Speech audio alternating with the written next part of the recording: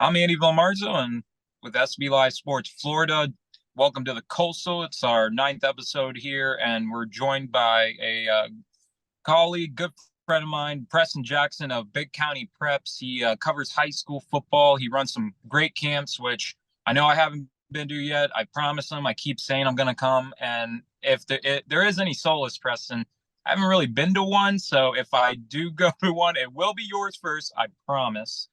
Right. I've heard all great things about his camps, and he covers high school football all throughout the Central Florida region: Tampa Bay, South Suncoast, Orlando, Polk County, North Suncoast, and Preston. So far through 3 weeks, a lot of exciting games, a lot of outstanding performances by players. And I just want to start off with: has anyone surprised you team wise that's kind of jumped out and you're like, whoa, through 3 weeks, I didn't expect that? I'm gonna go with Sumner. Okay, Sumner's a fairly new school. I think they're 4 years erected, and Sumner, even though their schedule may not be the toughest right now, they're still playing the teams that they're supposed to play, and the teams that they're beating them convincingly. Okay, they've got a slew of athletes. They are a very well coached team. They've got some veteran presence, surprisingly, to be a young school. However, I think that school right now, they're putting up almost 40 plus points in every game they played this season, and they're doing it very smoothly. Not a very highly penalized team. Um, Greg Smith Jr. over there has really got command of that offense. He's got weapons around him, such as Tyler Williams, who is probably one of the best jump ball receivers in the area. So to answer your question directly, I'm going to start with Sumner. Okay, they're South Hillsborough County, the Stingrays, fairly new school, but they're really surprising me the way that they're winning the games that they're winning. And Sumner, definitely the scores I've been seeing here weekly, I believe they've outscored their opponents, I think 130-16. I mean, it's been Yep. a disparity when you're talking about points scored versus points allowed. And the Yep. Stingrays definitely a team that made the playoffs last year. Saw them against Plant, really tough regional quarterfinal matchup, and I mean they just narrowly fell to the Panthers. But Greg Smith is definitely a player that I've been watching here the last couple of years. And Tyre Williams, over the summer, I think if you didn't know his name, you're gonna get to know his name because he's only done good things through the first 3 weeks of the season, and one of the top wide receivers in the Tampa Bay area. Who's a team that's kind of, to you so far, I would say underachieving to you? Who would you say is kind of not kind of meeting expectations? Well, the season's still early, okay, and schedules will pan out, and the waves will slow down as we hit mid-season. Underachieving would be kind of strong for this early in the season, but I would think that being put on the spot, uh, let's kind of go with.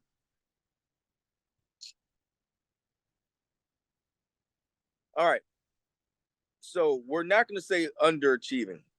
Okay. We're going to say that they may hit a spike here shortly. Okay, I Alrighty. think I think that Wharton is a team that we need to pay close attention to. Okay, Uh, they had a slim loss. They had a slim loss to Jesuit starting off week one. They had a dogfight with Gaither this past weekend. Okay, 1 and a 2 point conversion, which that game should have been a dogfight. Those teams are equally yoked. Okay, what Ward and I expect to do is they could have won that Jesuit game. They could very well be 3-0 sitting right now. Okay. But I think what the Jesuit game did for them is kind of reset them and set new expectations. Okay. I think Warden's going to spike here over the next couple of weeks and really surprise a lot of teams. Warden was already expected to be a team that was going to be a highly difficult competition. But I think what Warden's really going to do, they're going to kind of turn this thing up a little bit in the near future, and we're going to really start to see them hit their stride.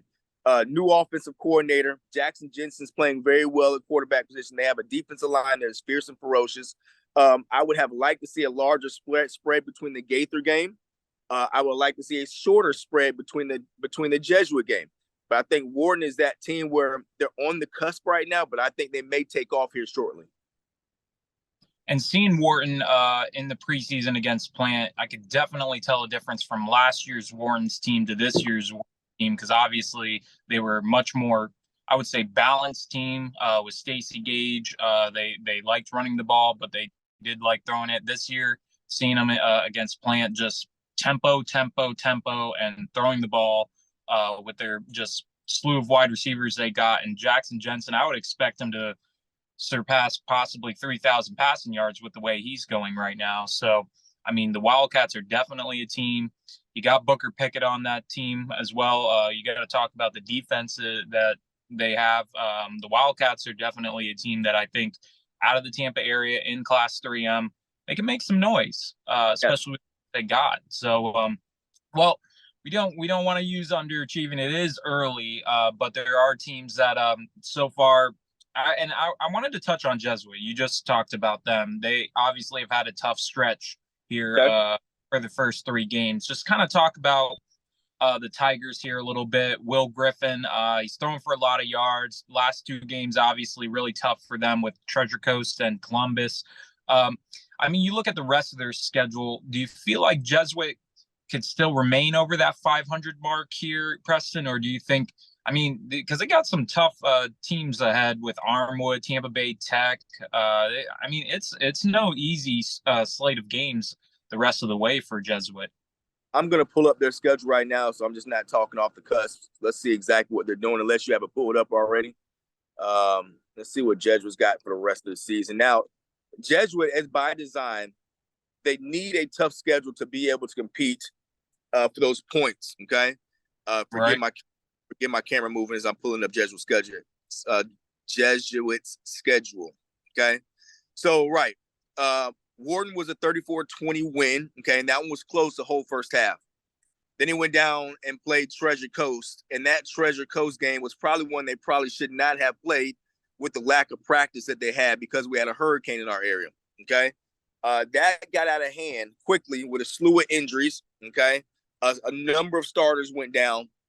And it sounds like once those starters went down, their backup the quality just is not the same. So they lost big against Treasure Coast. And then Columbus, obviously we know they're a state power, large class school, and it's another large loss for Jesuit. However, those are still quality opponents that they're playing. And the system, the way it's designed, will give them those points in their ranking system. So Jesuit finds a good spot in the playoff system. So they have to play those good teams. So now let's look at the remainder of their schedule. They'll see Armwood next on the 22nd. Okay. They'll have Lato, okay, Bishop Monroe, Gaither, Tech, Hillsborough, Tampa Catholic.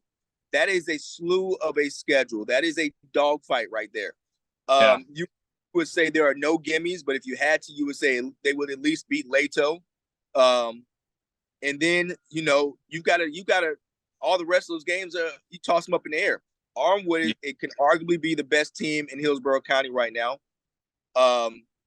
They'll be at home against Bishop. Okay, so that's out of Fort Myers. So that's fantastic. Gaither, they're going to get better. Gaither has a good quality team, young quarterback that threw for over 3,000 yards last year as a sophomore. Tampa Bay Tech is rolling right now, and they got a defense that is biting. Hillsborough is going to show a lot of athleticism, and then Tampa Catholic, who beat them after 22 years, beat them last year. They're super talented and have a lot going on right now at TC. So, yes, I expect Jesuit to end the season above 500. How far above 500? That is yet to be seen. But I think they have enough, especially if they get back healthy. They get healthy. I think Jesuit will be okay the last half of the season. They've had a slew, probably one of the toughest schedules in the state. That is a monster schedule for Jesuit. This is what I love. We can jump into these other teams that you bring up. You just mentioned Armwood. Armwood started the season with, I guess for me would be a shocker. Maybe to you, not a shocker, and definitely not to the guys over in Sefner. But they go down to Venice. They beat the Indians convincingly. Gerard Pringle goes absolutely crazy. 306 rushing yards. I think 4 or 5 touchdowns. Just the way they opened the season and the way they've played since then. Just the Hawks. I mean, is Evan Davis in this crew? Do you think they're Do you think they're back? Because that's kind of the question that's thrown around. I think you've even put that out there. Are they back? I mean, could we Yeah, see our state championship contender? I think Arnwood has a good chance to be a state championship contender. They have an offensive line. Any team that has an offensive line has a chance. They have an offensive line backed up by a really quality running back, backed up by a solid young quarterback that's not going to make many mistakes. And then they have a slew of skilled players on both sides. The defense is flying around. Arnwood could have a really good shot at having a deep playoff run. I like them a lot. Pringle is a dog at running back. And if you have athletes, it becomes a lot easier for play calling for Evan Davis and his offensive staff. So the Hawks convincingly right now look very, very good. And just the way they've played since that game, it's kind of reassured, I think, people around the state that this Hawks team, I mean, they're putting up points. They're playing defense like they were in the past. Evan Davis, I know, seen him last year when they played Lakeland, which that game's always high intensity, and they played a good one in the preseason again this year. Arnwood, they have the talent. I don't think that's ever been a question. It's always been, can they kind of get back to those ways of being that dominant Hawks team that we remember back in the days of Sean Callahan and all those dudes that they had? And they got those dudes. It's just how many of them? But we jump around. I know you cover South Suncoast as well. Venice, very interesting. And they won last night against Miami Northwestern in a wild against Western, 63-46, Preston. And if a reporter tagged me in a tweet or a post, whatever we call it now, 1,154 yards of offense between the two teams. So I can't wait to see the stats when it comes to Venice. But they got two good quarterbacks, Jane Glasser, Ryan Downs, both transfers in, and then they got backfield with Jamarius Wilder and then Alvin Johnson, and then of course you can't forget the Florida State commit Charles Lester. The Indians are 1-2. They get their first win last night.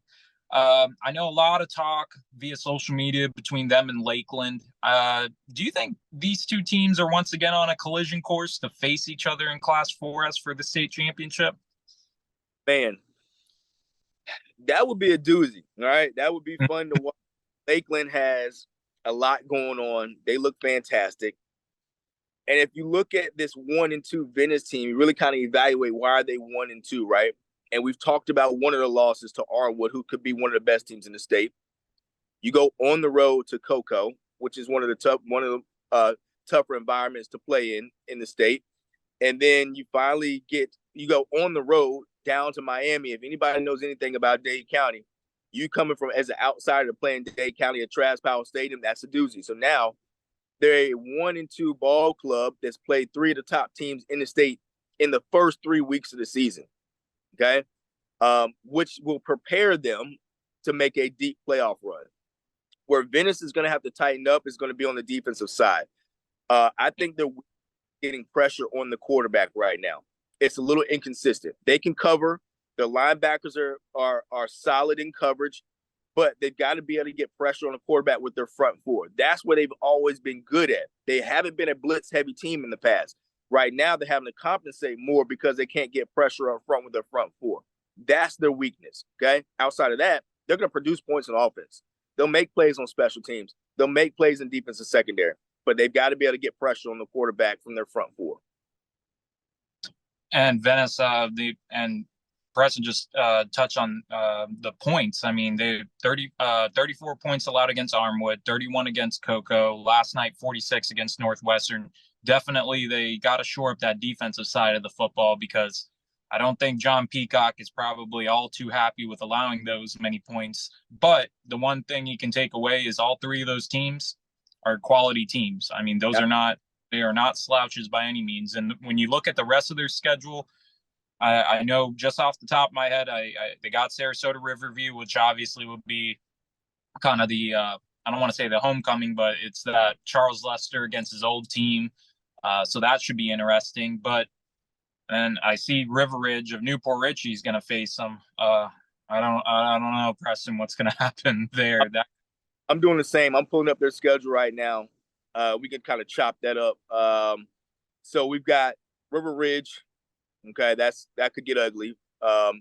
And then Sarasota Review, the homecoming for Leicester. Manatee's going to be a dogfight. That's on the 6th of October. All right, Sarasota, Palmetto.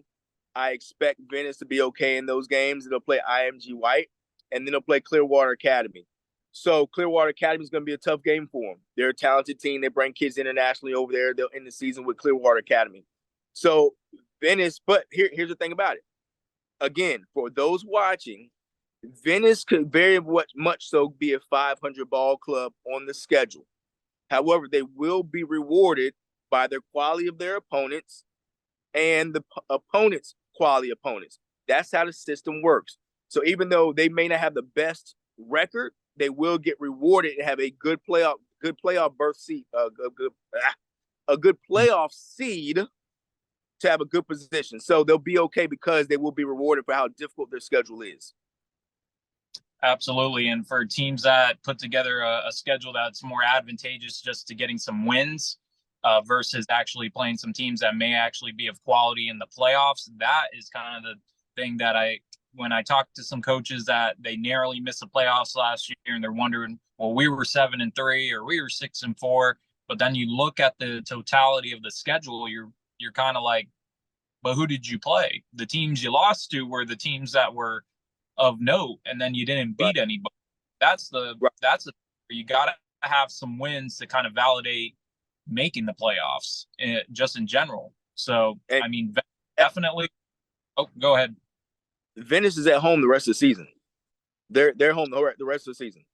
Yeah. So they had their 8 out of their 10 games, 8 out of 10 regular season games are at home.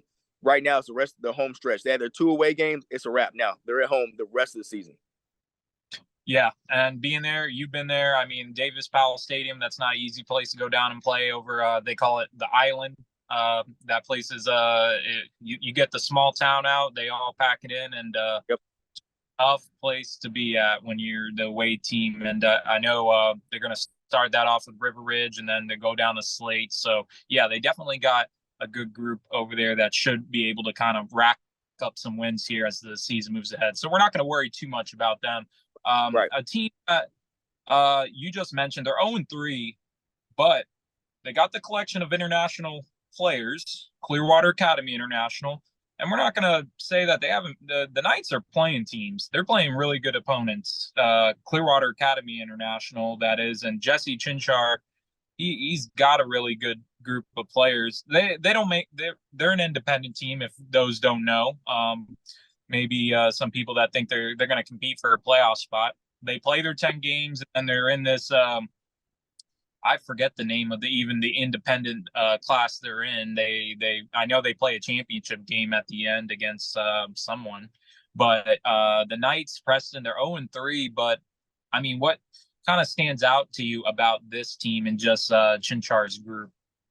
So for those who don't know, when you classify yourself as independent, the benefit of that is not having to abide by the FHSAA rules. Okay, that's our governing body for athletics. And the biggest reason for that is they're able to put together, if they would like to, a national schedule. And at the same time, they're able to, quote unquote, recruit players to their school because they don't have to abide by the same rules as every other team. So they can bring in international players and entice kids to come to their school and be able to play that type of schedule because they're not being held hands with FHSAA. Now, on to actually what they're doing on the field. I credit them for scheduling tough, okay? They've got tough players. They're able to put together a roster they would like, so they need to play better teams. They open the season with Homestead, Columbus, and then Edgewater, okay? 3 of the better teams in the state of Florida. All 3 of those teams have probably been in the state championship in the last 5 years, okay? Clearwater International traditionally has had a – matter of fact, we were talking about Venice, right? Yep. They played Venice, I believe, the last 2 seasons and gave them a run for their money, and I think that's why Coach Peacock likes to keep them on the schedule because they give them a bed of athletes to play against to prepare them for tougher teams in the playoffs. Being 0-3 right now with Palmetto, Miami Palmetto, Brentwood Academy, and then Sarasota Riverview coming up at the end of September and starting in October, it is a chance that they might go 0-6 with that schedule. Would Sarasota Riverview beat them? That's a stretch. So let's just say maybe 1-5, 0-6 is not unrealistic because the teams is on their schedule. Okay. But then again, we all go back. It always comes down to who the competition is. And if you don't know who the competition is, then you look at that schedule and say, yo, they're 0-6, they suck. Well, that's not necessarily the case. They're just playing better teams than you are. Yep. No, absolutely. They definitely are playing. And for people that haven't taken a look at their schedule, go take a look at it. This schedule is loaded. I mean, from start to finish, the Knights are playing every week somebody that's pretty darn good, and they're going to end the season off with Venice. And I mean that. Oh, Andy, they end the season. Their last 3 games are teams who won state championships last year. Lakeland, University Christian, Venice. All 3 of those teams played in a state championship game last year. Woo. Woo. I mean, for any team, no matter who you are in the state, that is a tough stretch of games down the stretch, going into the playoffs, which the Knights won't be in the playoffs in the FHSA series. But for those kids that are getting ready for the collegiate level, they are seeing top tier talent at the high school level week in and week out, getting them ready for the next level. And I mean, it speaks to what they have on their roster, because they got Evan Chuba. I know he's a Washington State commit. Yep. They have a bunch of, I know linemen is a surplus of what they have over there, especially on the offensive line. They got some dudes. If you take a look at their roster, you'll find many of those guys on the networks of 24/7 Sports and Rivals and On3. I mean, they have a good roster of players. A team I want to jump into, we're staying in Pinellas County, and Brent, they're always in the thick of it, and they also put together a very impressive schedule. Lakewood, Coach Moore, we know him and especially the last couple of years, Preston. I've been, I want to say, impressed that he's been putting together these schedules that are really testing the Spartans. He's making sure that they're ready. And I think last year people kind of looked at the schedule, including myself. I looked at some of the teams they were playing, and especially South Florida. They were going after South Florida teams. And when they got to the round where they had to face Miami Central, people kind of looked at that game in the playoffs and said, oh, they're going to get run out of the building. If you really looked at that game and took a deeper dive, they were in that game with them. They were in it with them. And they had Anthony Calandria, who we now see on Saturdays slinging it for Virginia, University of Virginia.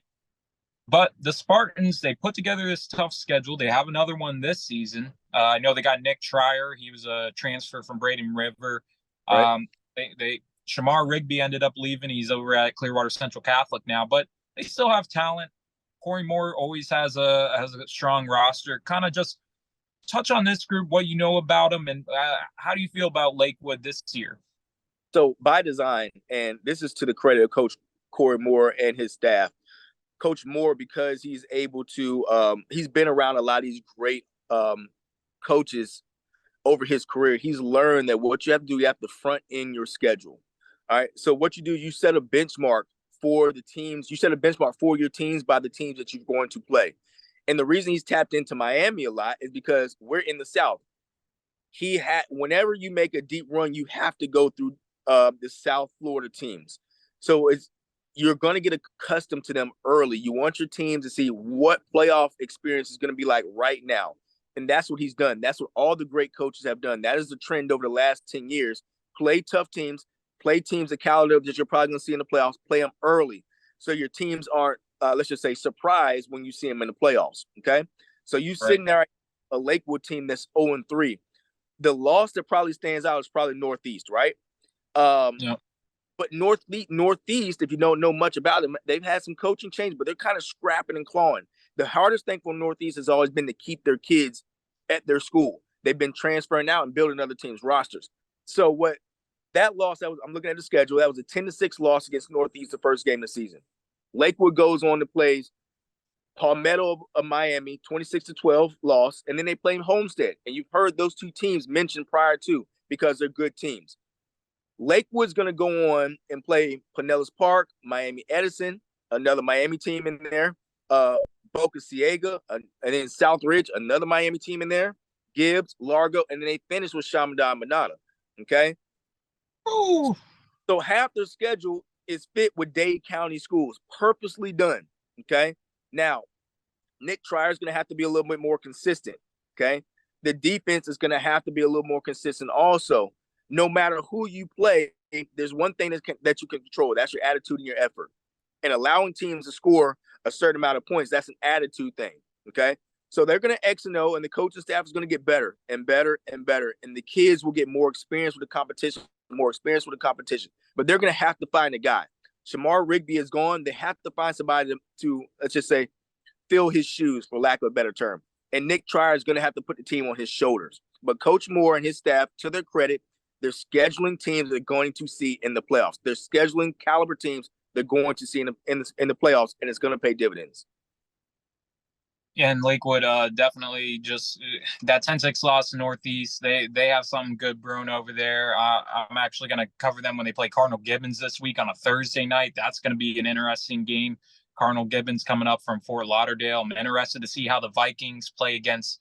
I mean, this is a South Florida team that's a power down there, and then Lakewood at the end of the season playing Chaminade Madonna. That definitely tells you Corey Moore he's trying to, as they say, take on all the smoke. So that Lions team is for real. I've gotten to see them. Preston, let's head a little bit north, a little near and dear to my heart, I'd say, the North Sun Coast with Pasco County, Hernando County. We'll kind of touch on a couple schools in that area. We hear all about Zephyr Hills, Wiregrass Ranch, Mitchell. Okay. Of these teams, kind of, who do you feel like is kind of the front runner in this county out of Pasco just so far through 3 games? And we know Zephyr Hills just beat Wiregrass Ranch. Mitchell coming off a huge win over River Ridge 54-19. Just which one of them, or maybe all of them, have they impressed you? We better watch out for Hudson. Yeah, Hudson too. Yes. I think we need to pay attention to Hudson. And as we're talking, I'll pull their schedule up. Okay. Now we go traditionally, as you were speaking before, Zephyr Hills, Wiregrass, Mitchell. You could put any one of those 3 in any order. And if you would, over the last 3 years, you'd probably say Mitchell first. Okay. With Zephyr Hills kind of scratching and clawing, mixing up with Wiregrass. But this year, I think there's a change in guards. I think that Hudson is a team that we need to pay heavy attention to. They have some skilled players, especially wide receiver number 11. They've got a running back, I believe his jersey number is 3, that is really good. They have a big old tight end DN, I believe jersey 81. And I know so many freaking kids. I got jersey numbers. I was I say the number, and I'm going to give you the name because I think you said AJ Harlan, Logan Shawwell, Elias Williams. So those guys. And if you're not from that area, Hudson kind of shares splits kids with River Ridge and 5A. Okay, they're all kind of in a 2 to 3 mile radius, and there was a River Ridge. It's not River Ridge. What's the school that closed down? Orange and Blue. They were which one was it? Ridgewood, yes. Okay, so not River Ridge, but Ridgewood. So Ridgewood closed down a number of years ago. So those kind of 4 schools kind of competed for kids. Now Ridgewood gone. Gulf is starting to surprise a few people. I think Gulf is 2-1. They've got a winning record. Now schools are really starting to keep their kids. Hudson's keeping their kids. And Hudson sits in an area where they're going to get a handful of talent. And that's what they're doing. Their talent is kind of showing up. Not to say they're the best team in Pasco County. I believe the most skillful team in Pasco County is probably Zephyr Hills. Okay. I believe the team that can probably shake things up the most is probably going to be Hudson. And then your tweener is probably going to be Wiregrass right now. I'm going to stick with that. Your tweener is going to be Wiregrass. They can float either direction. Okay. Zephyr Hills should be the most talented and probably should win more games. Mitchell is rebuilding a little bit with a lot of youth. Okay. So that whole kind of apple cart is kind of shaken up right now. But that's where I think Pasco County is. Cypress Creek also. Okay. Yeah. Cypress Creek is doing some good things also. So we've got some teams we kind of need to pay attention to.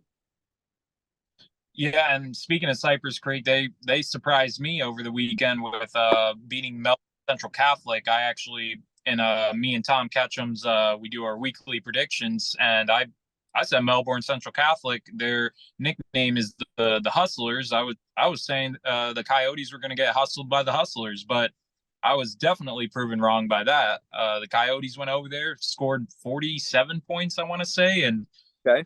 they rolled. They rolled on the East Coast, and they came back home with a win, and they're undefeated at this point. And theoretically, they could be 8-0 going into the Zephyr Hills game, which is a district game. And I mean, I don't think the Coyotes are as athletically gifted as the Bulldogs, but there's something to say when you're 8-0 going into a game confidence-wise that you won all those games and you feel like you belong to anybody on the field. So, I mean, if they're 8-0 going into that game, maybe it's a who knows. I mean, you don't know. They might pull some strings and things out that we're like, hey, what Cypress Creek gonna beat Zephyr Hills? I mean, I don't know. We're just kind of saying, hey, they might be able to stay toe to toe with them. So give me 15 seconds to double back on Hudson. So I'm just looking at their schedule. They got Nature Coast coming up this weekend on the 15th. Then they go Central, Sun Lake, Weeki Wachee, Williston. I don't know much about Williston. Then they go Anclo and then 5A. And 5A is surprisingly good this season. So I don't see a large challenge. Well, to their detriment, I don't see anything that jumps out as a crazy challenge right now for Hudson. Hudson can very much so run the table the last 7 games of the season. Nature Coast is going to be a good one. I think we find out what kind of team Hudson is as they play this 2-1 Nature Coast team. But again, keep an eye open for Hudson and don't be surprised if they end the season 10-0 or 9-1. I will say that Nature Coast game will definitely be a really good one. And then that Williston game, they just beat Land O'Lakes 43-6, I believe. So Williston's going to be a tough game for them, especially Williston just with their offense. I was telling Tom the other day, just they run the old school single wing, triple option type offense. And, that was something maybe 15, 20 years ago was pretty prevalent around the area. But now, the day and age of spread offenses, I mean, you see option football, but from the gun, not out of the under center, you're motioning somebody. And when you run it well, it is something definitely difficult to defend against because it's all about deception and misdirection. You're thinking one guy's got it, and actually somebody else is running on all the way on the other side of the field. So I remember playing against it back in the day against Wesley Chapel and those John Castlemeyer teams, and I mean, it was difficult then, and that's when you saw it all the time. So I can't imagine nowadays you're playing spread teams every week, and then you see a single wing flex bone type offense, and you're like, what the heck is this? This is taking football back like 20 years. Absolutely. Preston, we're going to get ready to wrap it up here. We've touched on a lot of areas. Touched on Tampa Bay, South Suncoast, North Suncoast, Polk County a little bit. Just want to wrap it up here with kind of who do you I'll jump at 3 things. Who do you expect that we haven't talked about to kind of be a team to watch for here the final 7 weeks of the season or 8 weeks because we do have bye week? And who's a player that right now has jumped out at you that we haven't mentioned that you think is going to have a big 2023 season the rest of the way? I think we need to pay attention to Tampa Bay Tech in the last half of their season. We know a lot about them over the last. Tech's been good for at least like the last 10 years, okay? And just because they haven't won a state championship, it kind of throws a little dagger at them. However, they've been really consistent over about the last 10 years. The last 5 weeks of the season is going to tell the type of team that they're going to be going forward in the playoffs. Is they'll have a Jesuit, they'll have a Warden, they have Gaither, and I'm missing somebody in there, but the last 4 games are going to be really good for Tampa Bay Tech. So we need to pay attention to them.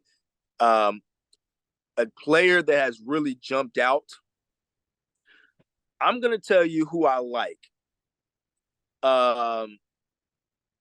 Alonzo's quarterback, Joe Glennon, okay? Yeah.